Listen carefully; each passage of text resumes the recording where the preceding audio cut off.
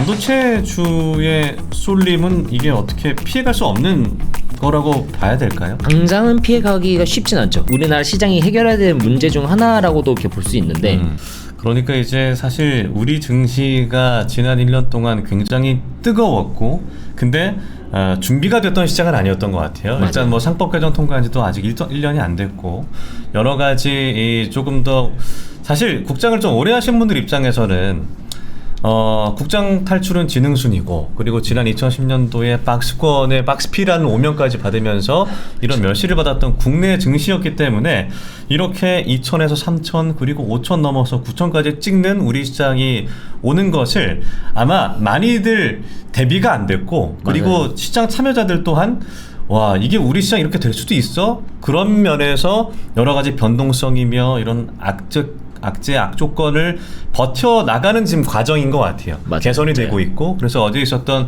SK하이닉스의 자사주 소각 이슈도 그 어떤 몇 걸음 앞으로 나아가는 그 큰 걸음 중에 하나가 될 수 있겠다는 그렇죠. 생각이 어떻게 보면 시작점이죠. 들게 되네요. 네. 그러니까 우리가 그 서학개미들이 사실 미국 주식을 선택한 이유가 결정적인 이유는 일단은 실적에 잘 나오면 주가가 올라가네 그거를 본 거잖아요. 그런데 그렇죠. 우리는 실적에 잘 나오는데 주가가 그만큼 따라가지 않고 뭐 코리아의 어떤 지정학적 리스크, 코리아 디스카운트로 인해서 그렇게 못 갔던 것들이 너무 많았기 때문에 어떻게 보면 그거를 조금 하나 둘씩 좀 개선해 나가는 과정 속에 있다라고 좀 보면 될 것 같다는 생각이 드네요. 결국에는 이런 어떤 정책들이 코스닥을 건드리는 것들도 많이 있고 코스피 안에서도 그렇고 우리도 정말 미국 주식 이런 어떤 선진 지수처럼 좀 나아질 수 있을지 그런 어떤 희망은 좀 가져볼 수 있는 거잖아요. 충분히 있다고 봅니다. 사실 네. 저희 나라가 그렇잖아요. 저희 나라가 부흥을 할 때 한강의 기적이고 뭐 이 부흥의 속도가 워낙 빠르잖아요. 그렇죠. 한번 네. 흐름을 타기 시작하면은 그 속도는 또 이렇게 걷잡을 수 없는 나라이기도 하거든요. 저희 나라가. 그렇기 때문에 지금 아까 말씀하신 것처럼 그런 이렇게 변화의 시작을 한번 했다? 저는 저희 나라는 또 생각 이상으로 더 빠르게 잘 변할 수 있는 나라라고 보기 때문에 국민성이 그렇잖아요. 빨리빨리. 이유미님 우리나라 이렇게 하셨네. 저희 나라 우리나라 네 죄송해요. 우리나라는 그런 나라니까 뭐 그런 것들을 생각한다면 앞으로 뭐 충분히 긍정적으로 바라볼 수 있다. 긍정적으로 바라봐야죠. 그리고 그럼요. 예. 사실 그러니까 저 개인적인 얘기를 하면 제가 2020년 코로나가 터지고 나서 주식을 시작한 사람이에요. 그러니까 주린이죠. 이제 아직도 주린이라고 생각합니다만 그때 국내 주식으로 시작했고 잘 몰랐지만 제가 아는 대기업들 위주로 했다가 소위 재미가 없는 거죠. 그렇게 해서 뭐 어떤 정보성의 내용을 듣고 뛰어들었다가 결국엔 낭패를 보게 되고 안 되겠다. 특히나 우리가 미국 증시보다 더 일찍 꺾였잖아요. 네. 2021년 중반부터 꺾였으니까. 그래서 미국 주식으로 갈아타고 미국 주식으로 굉장히 좀 괜찮다. 확실히 좀 다르구나 라고 했지만 러시아 우크라이나 전쟁으로 또 때려 맞았고 그래서 장을 좀 빠져나가 있다가 회복하는 속도가 또 빠른 거예요. 미국 그렇죠. 증시가 상대적으로 더. 그래서 저는 사실 서학개미로 이렇게 있다가 최근에 우리 증시가 다시금 가파르게 오르는 모습 보면서 저도 다시금 국장의 발을 디딘 사람 중에 하나거든요. 네네. 그러니까 그렇게 봤을 때 아마 많은 분들이 국장을 하셨던 분들이 그 전에 어떤 주식 투자의 어떤 태도, 어떤 방향성과 지금이 또 차이가 있을 수도 있고 아니면 이전에 국장을 바라봤던 분들이 또 적응을 못하는 시장일 수도 있고 그러면 어떤 주식 투자하는 어떤 마인드를 좀 바꿔야 하는 시기이기도 하겠네요. 지금 어떻게 보면. 그렇죠. 네, 마인드를 바꾼다고 해서 뭐 크게 바뀔 게 있을까? 라고 생각하면 그냥 어떻게 보면 처음 말씀하셨던 것처럼 왜 미장을 갔던 이유 자체가 네. 실적에 제대로 반응을 하고 그렇죠. 뭐 이런 이렇게 안정적인 흐름이 있고 약간 이런 것들 그러니까 표면적으로 이렇게 딱 찍힌 숫자대로 이렇게 움직이는 것들이 이렇게 확실히 이렇게 존재를 하니까 시장에 갔던 대한 거잖아요. 신뢰라고 말하면 되겠네요. 근데 사실 우리나라가 그 신뢰가 부족하긴 했죠 많이. 네. 근데 그 신뢰를 찾아가는 과정은 이미 이렇게 시작했다고 보고 아까도 계속해서 말씀드리다시피 시장 대한 그럼 시각도 이미 그냥 미장처럼 이렇게 보시면 되는 거예요. 이제부터는. 그러니까 어떻게 보면 투자하는 한 사람 한 사람이, 그러니까 개미 한 사람이, 나 한 사람이 그걸 이렇게 전체 흐름을 막 좌지우지할 수 있는 건 아니지만 또 이러한 시각들이 계속해서 쌓여가고 모여가면은 그 자체도 이게 또 하나의 흐름이 되는 거기 때문에 네. 이제는 그런 시각을 충분히 가져도 되지 않을까. 실제로 딱 그 말씀하신 그 찍힌 숫자대로 이렇게 삼성 하이닉스가 올랐고 찍힌 숫자대로 이렇게 환원을 했고, 이게 다 어쩌보면, 그러니까 물론 그러니까 급박했죠 그동안. 지금 이제 그 갑자기 변화가 이렇게 코로나에 네, 그렇죠. 네. 빨랐으니까 거기에 대한 부작용이 좀 있는 거일 뿐. 어떻게 보면 그 정말 큰 흐름으로 봐야 되거든요. 어쨌든 말씀하셨잖아요. 옛날에는 진짜 한국장은 박스피 정말 그냥 가만히 2010년대 네. 진짜 힘들었죠. 근데 지금 박스피 이런 인식 자체가 없잖아요. 지금 주식하시는 분들은 네. 지금 주식도 아니라 코로나 이후 주식한 분들은 이렇게 박스피라는 개념 자체도 모르실 거예요. 그런 이렇게 시기가 있었다는 것도. 예. 그렇기 때문에 이미 변하고 있다. 우리는. 다만 이제 우리가 이제 좀 그 오랫동안 이렇게 박스피라는 것에 이렇게 좀 갇혀 있었다 보니까 억눌려 있던 게 좀 컸던 거죠. 그러니까 그 등락이 좀 클 뿐이다. 근데 크게 보면은 결국은 이제 좋아지고 있는 흐름일 것이다. 라고 이렇게 생각은 하고 있습니다. 네. 좀 그렇게 돼야 하는 게 나 자신부터 바뀌어야 되는 것 같고요. 그 시선 자체도. 네. 그러니까 우리가 이 방송을 통해서 또 뭐 테디님이나 체스님이나 스피님이나 그러니까 오늘 이 종목 올라요. 그렇게 가르쳐 주지 않잖아요. 결국에는 이 시장 흐름 속에서 이쪽이 산업이 괜찮고요. 그리고 돈을 잘 벌 것 같습니다. 안정적으로 투자를 해도 될 것 같습니다라는 어떤 조언을 하는 거기 때문에. 네. 그래서 오늘 한번 약간 오늘뿐만 아니라 지금 이 시기를 약간 좀 하프 타임이다라고 생각해서 네. 한번 점검해보면 좋을 것 같다는 생각이 들기도 해요. 네, 그래서 네, 네. 결국엔 상반기에 반도체로의 쏠림이 굉장히 뜨거웠던 시장 속에서 이 코스닥이 좀 아쉬웠다라고 한다면 이 하프 타임을 마치고 하반기 후반전의 모습은 어떻게 나타날까 가지고 결국엔 우리가 어떤 종목 어떤 섹터에 투자를 하면 좋을 것인가라는 얘기를 좀 길게 보면서 하면 좀 좋을 것 같다는 생각이 드는데 결국에는 또 뭐 되돌아서 오는 질문일 수도 있겠습니다만 반도체주의 쏠림은 이게 어떻게 피해갈 수 없는 거라고 봐야 될까요? 당장은 피해가기가 쉽진 않죠. 네. 이게 어떻게 보면 이게 우리나라가 좀 해결해야 될 우리나라 시장이 해결해야 될 문제 중 하나라고도 이렇게 볼 수 있는데, 그러니까 미국장에서는 뭐 엔비디아가 뭐 시총이 얼마나 크든 뭐 애플이 얼마나 크든 그 단일 그 회사들이 미장 지수를 막 엄청나게 들어놨다 놨다 이렇게 하진 못하거든요. 그게 뭐 그렇죠. 엔비디아가 시총이 아무리 크니까. 커봤자 네. 나스닥에서 뭐 이렇게 차지하는 비율이 뭐 한 손가락 안에 든단 말이에요. 이렇게 숫자로 봤을 때. 근데 우리나라는 삼전 하이닉스 두 회사를 합하면 절반이에요. 네. 그러니까 이게 삼전 하이닉스에 너무 이제 좌지우지되는, 그러니까 쉽게 말해서 반도체 하나에 이제 모든 게 다 이렇게 약간 좀 어떻게 보면 달려있는 나라란 말이죠. 그래서 사실 삼전 하이닉스만 해서 50%지 그 외에 이제 반도체 소부장까지 따지면은 말도 안 되는 비율이거든요. 이게 조금 어려운 점인 거죠. 사실 어떻게 보면. 그게 사실 가장 걱정되죠. 네네. 그래서 우리나라 장이 앞으로 더 좋아지려면 결국은 그러니까 그 코스닥이 오명을 벗고 그러니까 그 뭔가 이 코스닥은 부실 기업들이나 아니면 뭐 이런 것들이 이렇게 막 팽배하다 안 좋다 뭐 실적이 안 찍히는 기업들만 있다 뭐 이런 오명들을 이렇게 벗고 체질 개선을 하고 결국은 코스닥이 움직여줘서 어떻게든 좀 뭐 비율을 이렇게 뭐 얘들이 그렇다고 뭐 50% 비율을 뭐 30% 내리고 막 이런 것까지는 못하겠지만서도 그럼에도 불구하고 이제 코스닥 시장이 좀 성장을 더 해야지만 이런 게 반도체 하나만의 모든 것들이 이렇게 좀 좌지우지되는 부분들이 조금은 개선되지 않을까.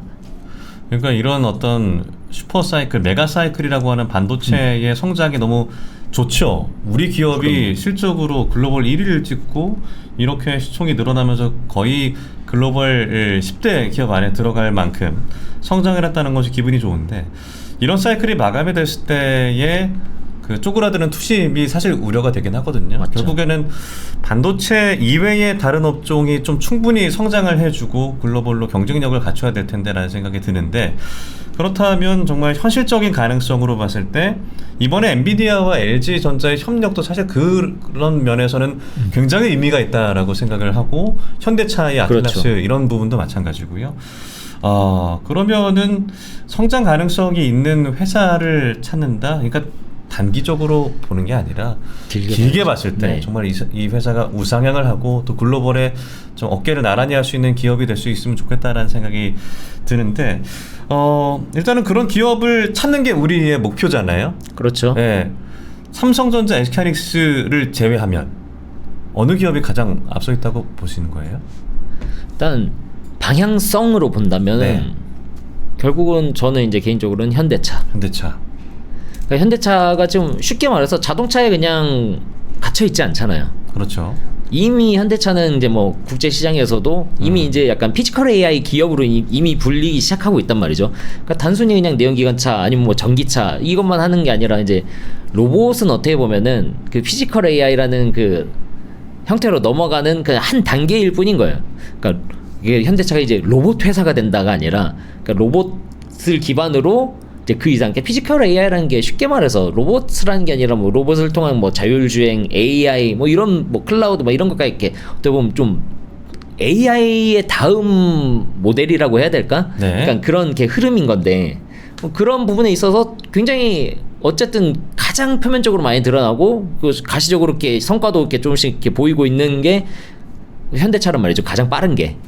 그렇기 때문에 앞으로 저는 현대차 자체는 계속해서 이렇게 좋게 보고 있습니다. 옛날에 현대차 20만 원일 때도 그냥 단순히 자동차 팔리는 그 숫자만으로 가지고도 제가 이렇게 저평가라는 이야기를 많이 했었는데 20만 원 얼마나 많이 갔어요? 오래 갔어요, 현대차. 막 진짜 몇 년 내내 20만 원에서 맞아요. 15만 원 뭐 벗어나지 요 사이에서 못했죠. 계속 살았거든요, 현대차도. 근데 그 이렇게 주가가 올랐다는 자체도 어떻게 보면 현대차가 이미 체질 개선을 이루고 있다라는 것을 이렇게 어떻게 보면 증명하는 거거든요, 이 네. 자체도. 이제 이게 단기간 우리나라 사람들은 이렇게 급해요, 확실히. 그러니까 단기간에 오르기를 바라니까 그걸 이렇게 견디지 네. 못하는 건데 이게 길게 본다면 앞으로 그러니까 체질 개선 이런 부분으로 이렇게 좀 크게 본다면 저는 현대차를 굉장히 좋게 보고 있습니다. 현대차 그룹 그 그룹 단에서 움직이는 그 피지컬 AI로의 방향성 굉장히 좋게 보고 있습니다. 실제로 피지컬 AI를 그러니까 다른 그룹도 다 따라가고 있는 거죠, 어떻게 보면. 저희가 약간 좀 굉장히 거시적인 얘기를 좀 나눴다면 지금 좀 미시적으로 좀 접근해서 여러분들 좀 종목에 대한 질문도 벌써 시간이 지나서 질문 주시면 현대무벡스 물렸다옹 스타님 말씀하셨네요. 현대무벡스 최근에 이제 이런 현대그룹주들 현대오토에버 현대 갑자기 왜 이렇게 생각이 안 나니 현대모비스 예, 이런 것들 이런 기업들이 주목을 받는데 현대무벡스에 물렸다. 현대무벡스는 어떤 기업으로 우리가 이해하면 좋을까요? 현대무벡스가 그러니까 뭐 단순히 하는 사업으로만 보자면 이 회사는 생각보다 이렇게 로봇도 아니고 네. 그렇다 보다 이게 그 약간 LG 그룹에서는 LG CNS, 삼성 그룹에서는 그 삼성 SDS 네. 약간 이거하고 포지션이 조금 비슷한데 이제 명확하진 않은. 네, 거기서 이제 조금 더 이렇게 로봇 쪽으로 이렇게 좀 특화돼 있는. 예. 그러니까 쉽게 말해서 그 예전에 이제 핫했던 테마라고 하면 그 스마트 팩토리, 그러니까 공장 자동화. 약간 이쪽에 이렇게 관련된 회사거든요. 쉽게 말해서 그래서 이 회사가 실제로 로봇을 만드는 회사가 아니라 그 로봇을 이렇게 물류 자동화를 이렇게 짜고 뭐 이런 것들. 네. 그러니까 근데 이게 그래서 피지컬 AI로 넘어가면은 어쨌든 그 로봇들의 이렇게 움직임이라든지 뭐 이렇게 자율주행이라든지 이런 데 있어서 이제 그런 것들을 이렇게 담당하고 있는 회사다 보니까 아마 현대무벡스가 제가 정확하게 기억이 안 나는데 현대그룹 클라우드 막 이런 쪽은 또 현대무벡스가 할 거예요 아마. 네. 뭐 그런 이제 생각보다 소프트웨어 회사거든요 이 회사는. 그래서 현대무벡스 뭐 당장 로봇을 하는 회사가 아니기 때문에 뭐 이렇게 피지컬 AI랑 뭐 상관없다 막 이렇게 말씀하시는 분들도 간혹 계세요. 근데 그렇게 보실 건 아니고 피지컬 AI라는 것은 이렇게 단순히 하드웨어가 아니라 소프트웨어다. 그렇기 때문에 현대무벡스 물론 현대그룹은 그거보다 피지컬 AI 소프트웨어라고 한다면 좀 더 그 주목을 받고 앞서가 있는 거는 현대오토에버긴 네. 해요. 현대오토에버는 자율주행이라는 굉장히 그 특화돼 있는 그 분야가 있기 때문에. 근데 그럼에도 불구하고 그냥 단순히 이제 공장으로 압축을 해본다면, 그러니까 산업으로 압축을 해본다면은 실제로 그 현대그룹에서 아틀라스를 가장 먼저 투입하려고 하는 분야가 그 무인 공장이잖아요. 예. 근데 이런 부분들은 만약에 한다면 현대무백스하고 오히려 이렇게 오토에버보다는 현대무백스하고 좀 더 관련이 큰 그 내용이라고 보시면 되거든요. 그래서 현대무백스 그냥 지금에 와서 그냥 피지컬 AI 그룹이다 그 회사다라고 보시면 그게 뭐 틀린 말은 아닌 것 같습니다. 이제는. 아, 그러니까 순간 이 얘기를 하면서도 너무나 아쉽고 약간 분한 게 뭐냐면 엔비디아나 뭐 애플이나 이런 기업들이 뭐 다른 사업 판단해서 쪼개기 상장 안 하잖아요. 그러니까 이게 그런 것 같아. 왜 우리가 현대무백스를 공부해야 되고 현대모비스 죄송합니다. 현대만 얘기해서 다 마찬가지죠. 네, 다 LG 똑같죠. 이노텍이며 삼성 뭐며 대기업들이 이런 쪼개기 상장으로 인해서 와 투자자들이 공부를 하고 복잡해 머리가 뭐가 더 잘 갈까 어떤 게 실적에 나아질까 그냥 현대, 삼성, LG, SK 미국의 어떤 대기업처럼요. 그렇게 가면은 참 좋겠다. 근데 이건 뭐 거스를 수 없는 거니까 뭐 차치하고 갑자기 이런 생각이 들어서 이건 뭐 어쩔 수 없는 거겠죠. 그렇죠. 이미 그렇다고 뭐 이미 쪼개져 있는 걸 없애라 할 수도 없는 거고. 네. 이제 앞으로 이제 그런 부분들이 이제 그렇죠. 안 하면 되는 거죠. 네, 앞으로는 네. 정리가 좀 돼야겠죠.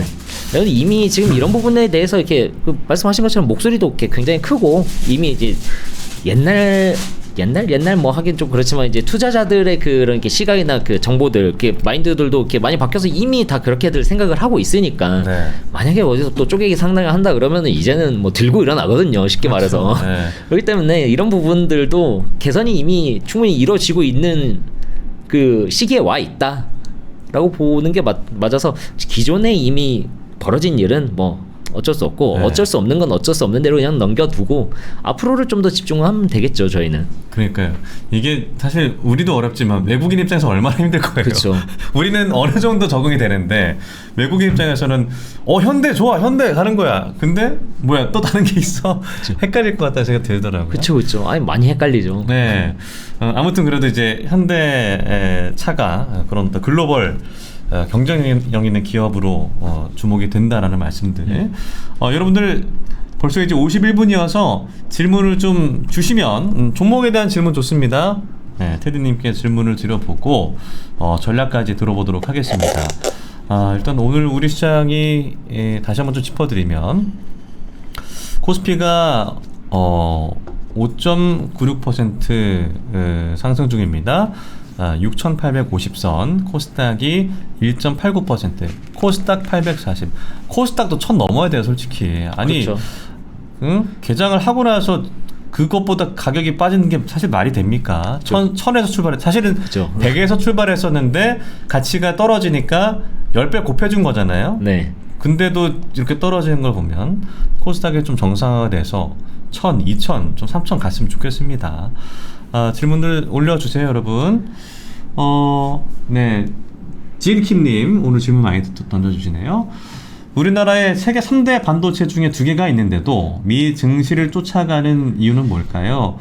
아무래도 미 증시의 눈치를 보고 있는 어떤 커플링 현상 말씀하시는 것 같기도 한데, 근데 이제 뭐 최근에 삼성전자 하이닉스가 오를 때 미 증시가 우리 눈치를 보기도 했잖아요. 그렇죠. 그렇죠?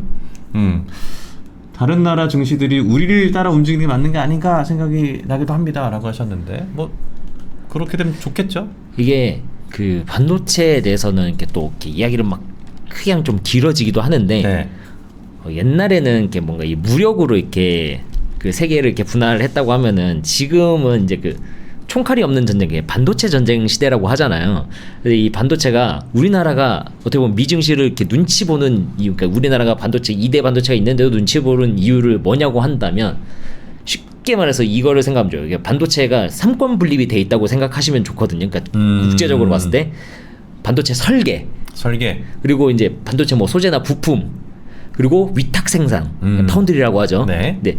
이게 좀 전 세계적으로 흩어져 있어요. 설계나 이런 쪽은 보통 미국이나 이렇게 그렇죠. 인텔이나 이쪽으로 뭐 이런, 이쪽에서 강하고 소재, 뭐 장비 이런 거는 일본 혹은 유럽 이쪽이 굉장히 강해요.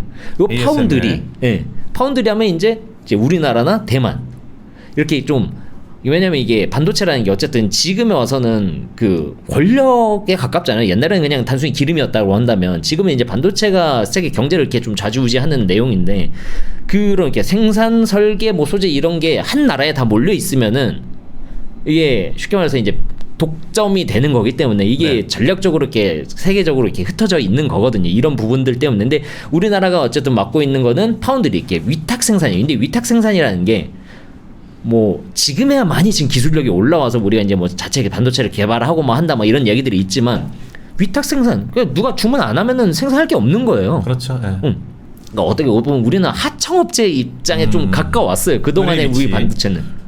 그렇기 때문에 미국의 눈치를 안 볼 수가 없는 거예요. 네. 근데 우리 이제- 주문 안 해 그러면 큰일 나는 끝인 거니까. 거예요. 네. 진짜 실제로 지금 뭐 엔비디아나 뭐 테슬라가 우리한테 주문 안 해. 그냥 우리가 중국 거 그냥 주문할게. 이러면은 지금 이 실적 다 없어지는 거거든요. 그렇기 때문에 이게 눈치를 볼 수밖에 없는 위치에 있었었어요. 근데 이제는 좀 많이 바뀌고 있죠. 어쨌든 이런 게 글로벌 상황에서 또 반도체 기술력들이 아무래도 가만히 있을 수가 없으니까. 그리고 위탁 생산한다고 우리가 이제 위탁 생산만 할래 뭐 여기에 머물러 있는 것도 아니고 또 소재 부품 회사들도 또 다 또 이렇게 또 계속 업그레이드가 되고 이제 뭐 자체 개발을 하고 이런 것들이 이미 흘러오고 있으니까 이런 부분들 아마 또 흐름이 또 다른 양상으로 바뀌기는 하겠는데 이거는 또 어떤 식으로 바뀌고 이걸 어쨌든 걔 제일 싫어하는 게 미국이거든요. 미국이 이걸 잡고 이렇게 흔들어야 되는데 이게 또 소나기를 벗어나려고 하면은 문제가 생기죠. 그래서 미국이 자꾸 이제 하는 것 중에 좀 엊그저께도 뉴스 하나 나왔던 게 한국 그래 그러면은 메모리 반도체 우리나라로 가져와가지고 만들어 미국에서 생산해 이런 예. 거에 결국 이렇게 핵심 기술력 있게 내나 이거거든요. 이런 것 그러니까 자기들 손에서 움직이게 하려고 하는 그 미국의 이제 또 그런 게 이제 국제적인 그 힘 이런 부분들이 이렇게 작용을 하는 거다 보니까 아무래도 이게 결국은 눈치를 그동안은 안 볼 수가 없었다. 그래서 이렇게 미국의 흐름에 눈치를 보면서 움직이게 됐던 것이다. 라고 그냥 이렇게 간단하게만 생각하면 좋을 것 같아요. 네. 뭐더 깊이 생각하면 머리 아파져요. 알겠습니다. 스타님, 모더나 지금 진입은 어떨지요? 하이닉스 딱 주당 마이너스 2만 원 제 평단인데요. 요 정도 손해보고 일부 매도할까요? 저 이게 질문 내용을 저 이해 못하겠네. 모더나 그냥 단순히 모더나만 질문이신 것 같은데. 하이닉스 잠시만요. 일단 모더나 진입 지금 어떨지요? 와 지금 애프터마켓에서는 4% 빠지고 있어서 이제 166달러인데 이런 거 전 못 들어갈 것 같은데. 네. 네. 왜 지금 꼭 오르고 나면 지금 네. 기회 놓친 것 같은데요, 모더나는? 네, 그렇죠. 물론 여기서 뭐 더 갈 수도 있죠. 더 못 간다 뭐 이런 이야기는 아닌데. 네. 아니 굳이 왜? 그러니까 네. 180%가 이미 올랐는데 네. 그런 생각이 들기도 하네요. 180%가 아마 이렇게 스타님이시죠? 스타님은 아마 저희 가족 방분은 아니신 것 같아요. 저희랑 이제 아직 함께 하지는 않으신 분 같은데 저희 가족방에서 이런 질문하면은 이제 몽둥이 들고 나타나거든요. 저희가. 그걸 왜 오르고 나서 산다는 얘기를 하냐고.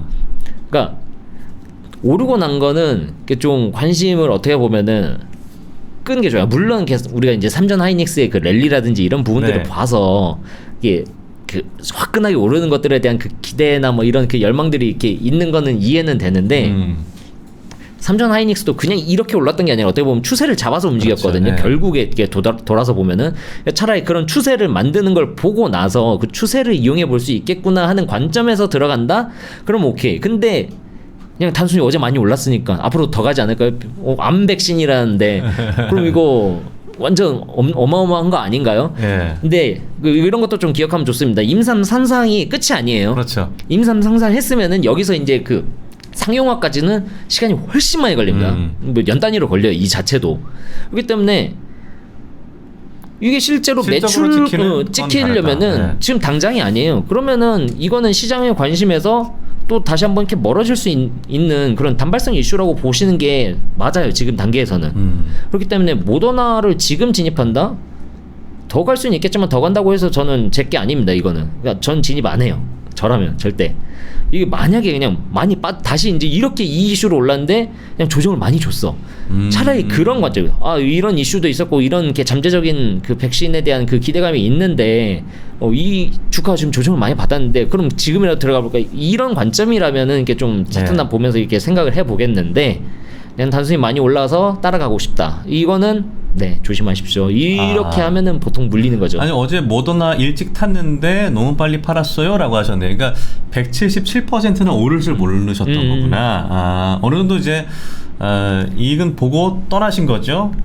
감사합니다. 모더나는 손 집어 넣을게요. 네, 좋습니다. 번지 점프 좋아하시면 들어가 될 것 같긴 해요. 그러니까 만약에 모더나 인버스가 있다 그러면 들어가면 괜찮을 것 같은데. 그런 건 좀 조심하셔야죠. 예, 알겠습니다. 벌써 이제 59분 2시인데 테디님 내일도 함께 하시나요? 아마 내일도 제가 함께 할 것 같습니다. 지금 네. 저희가 네. 알겠습니다. 오늘 시장이 전반적으로 뭐 괜찮아 보입니다. 물론 앞서 말씀하신 대로 이 흐름이 계속 갈 것인지 아니면 또 꺾여서 또 박스권의 하단으로 또 떨어질 것인지는 지켜봐야겠습니다만 오늘 약간 전반적인 시장에 대한 어떤 거시적인 얘기들을 좀 많이 나눴던 것 같아요. 여러분들의 어떤 투자 마인드 이런 것들을 다시 좀 점검하면서 가는 어느 정도 현금을 좀 확보해 놓고 그죠? 예. 그렇죠. 그런 어떤 투자 전략을 세우는 게 좋지 않을까라는 생각이 드는데 마지막으로 뭐 하고 싶은 말씀 있으신가요, 테드님? 드리고 싶은 말씀 지금 아까 모더나 이야기 때문에 네. 그런데 그러니까 지금 쫓아갔다는 얘기 아니라 이제 모더나 이렇게 이야기하신 내용이 잘 먹었는데 더 올라가서 근데 아쉽다 이런 거. 네, 네. 보통 우리가 물리게 되는 케이스가 중에, 여기에 많아요. 뒤늦게 다시 붙었다가. 그러니까 내가 그 주식으로 잘 먹었어요. 그러니까 수익을 못 본 게 아니에요. 수익을 근데 보통 여러분들이 다시 물리는 종목, 그러니까 많이 물리는 종목은 수익을 잘 봤던 종목에 다시 물려요. 그러니까 앞서 좋았던 기업. 근데 이게 그렇거든요. 저희가 쉽게 말해서 종목하고 사랑에 빠지지 말라고 하거든요. 냉정해져야 한다. 왜냐면 내가 이렇게 좋았던 기억이 있으니까 맞아요. 얘는 나한테 또 정들어요, 종목도. 그런 걸 이렇게 줄 것이다 이런 생각으로 해서 이렇게 했던 거를 얘는 이번에도 나한테 좋은 기억을 주겠지 약간 이런 마인드로 이렇게 들어가시는 분들이 꽤 있는데 그거는 조금 지양하셔야 된다. 그러니까 사랑하는 순간 냉정함이 없어지거든요. 이런 부분들, 그러니까 내가 왜 산지, 내가 지금 이 시점에 왜 사고 싶은지 이런 것들을 먼저 생각을 하고 움직이셔라 항상. 그러니까 그 외에 근데 남이 좋다고 하니까 누가 좋다고 하니까 뉴스에 나왔으니까 이거는 좀 최대한 배제를 하시는 여러분이 되시기를 정말 계속 말씀드리고 바라고 그러지 않았으면 좋겠고 내가 이렇게 기업에 그러니까 그렇거든요. 투자할 때 내가 이 회사를 이렇게 왜 사는지를 알고 사면은 빠져도 그냥 그러려니 그래도 이렇게 내가 이게 이런 관점들이 있었고 하니까 이렇게 믿을 수 있거나 한데 이렇게 빠지니까 어떡하죠? 이거는 이 회사를 내가 왜 샀는지 모르기 때문에 전전긍긍한 거거든요. 이렇게 불안한 거거든요. 왜 샀는지 알았으면 그냥 빠지면은 뭐 좀 더 사보지. 뭐 이런 식으로 이렇게 좀 대응이 할 텐데 아니면 뭐 언젠간 다시 올라오겠지. 내가 생각한 가치만큼. 근데 그게 없으니까 그래요. 맞아요. 이게 아까 처음에 말했던 앞으로 우리 시장이 좀 인식 개선, 체질 개선이 되는 부분들 그게 이런 마인드도 바뀌어야 된다. 그러니까 여러분들은 저희가 항상 저희가 이렇게 자주 말씀드리는 것 같은데 마음 편한 좀 투자를 하셔야 된다. 남 편한 투자해야 된다. 남 졸이게 하고 힘들게 하고 사람 연애도 마찬가지잖아요. 힘들게 하는 사람 만나면 안 됩니다. 네, 똑같아요. 네. 편안하게 안정감을 주는 사람 만나야 된다. 질문 주셨네요. 사랑에 빠졌던 종목이 있나요? 제가 사랑에 빠졌던 종목 많죠. 저 사실 딱 생각나는 거 있어요? 바로 딱 생각나는 거 저도 이제 의외로 시작을 좀 늦게 했어요. 저도 코로나 그 시절에 시작을 했거든요. 예. 거의 동기네요 저랑. 네. 그때 당시 제가 첫 주식으로 액세스바이오라고 액세스바이오? 또 처음 들어봐요. 있어요. 그때 이제 모든 진단 키트 관련주들이 엄청 났었잖아요. 그 종목을 너무 사랑했었죠. 그걸로 이렇게 굉장히 크게 먹고. 첫사랑. 잊을 수 없는 첫사랑. 그랬다가 액세스바이오가 근데 진짜 사랑한 종목은 아니고 그 이후에 진짜 사랑을 해버렸던 게 시젠이었어요. 시젠. 네. 시젠 많이 물리셨죠. 네. 그때 저 공부도 엄청 했거든요. 시젠이 지금 이만큼의 영업이익을 냈고 이렇게 지금 회사에 지금 잉여 자금이 이만큼 쌓여 이 회사는 무증한다. 제가 이거에 확신이 꽂혀가지고 가스라이팅 당했어. 네, 그 시즌을 진짜 어마어마하게 계속 사고 이렇게 막 어마어마하게 물렸었거든요. 제가 손절치고 나니까 무증하더라고요. 아이고. 근데 이게 그러니까 그게 단순히 이렇게 종목에 대한 그 냉정함이 아니라 그냥 그냥 사랑했기 때문에 이런 결과를 봤다고 맞아요. 보거든요. 네. 저도 당시에 제넨바이오에 꽂혀가지고 친구가 막 증권방송하는 친구야. 그래서 전문가분이 추천해줬대. 제넨바이오 좋아 몰빵하자. 뭔지도 모르고 진짜 참 그런 저도 어려움들이 있었고 정말 뜬금없이 미장에서는 버진 갤럭틱 거기에 빠져가지고 우주 좋아하거든요. 네. 우주 여행 가는 거야. 그쵸. 근데 실적 안 나오고 돈도 못 벌고 있고 와 참 힘들었던 겨우 빠져나왔습니다. 버진 갤럭틱도. 알겠습니다. 오늘 이렇게 푸념으로 마무리하게 되는데 이제 앞으로 좀 건강하게 여러분들 네.